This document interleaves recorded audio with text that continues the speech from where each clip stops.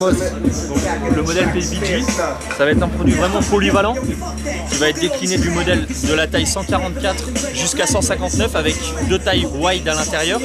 Il sera également décliné sur la taille 153 sur un pro modèle signature qui est le pro modèle de chez Bittner.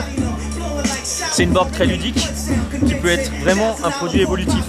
Tu vas la présenter à un débutant avec son cambre inversé, elle est ultra tolérante. Et après, pour quelqu'un qui sait rider, en termes de freestyle sur un parc, sur un rail, etc., c'est vraiment une board qui a un super comportement. Aujourd'hui, la presse qu'on a eue jusqu'à présent en Chine, on est passé sur une presse autrichienne, donc on a gagné en qualité. On a une nouvelle structure de semelle avec un strut turn, ce qui fait que sur neige humide ou alors sur neige lourde, la glisse sera vraiment impeccable avec un die cut en déco.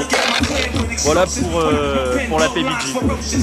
Alors test de la PBG chez TC, nouvelle planche, nouvelle entrée dans la gamme. Donc déjà une construction autrichienne, donc on voit que c'est quand même mieux fini que l'an dernier. On n'a plus ces petits points de colle comme il y avait l'an dernier et tout. Enfin voilà, on voit que c'est propre, c'est bien fini. Ensuite en comportement, donc on est sur un cambre inversé. J'ai été agréablement surpris. Bon, enfin le côté joueur de la planche m'a pas étonné. C'est vrai que c'est une planche très joueuse, très tolérante, mais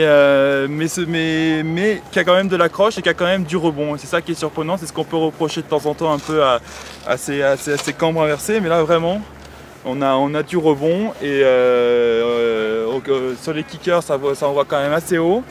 Et puis voilà, c'est super tolérant. Enfin, je veux dire, on envoie un 3-6 à un 5-4, on finit pas la rotation, c'est pas grave, ça passe. Enfin, si on tombe, c'est une erreur d'épaule, c'est pas une erreur de. C'est pas la planche qui vous fera tomber pour faire la faute de quart. Donc non, super planche à 300 €. D'ici tape fort cette année.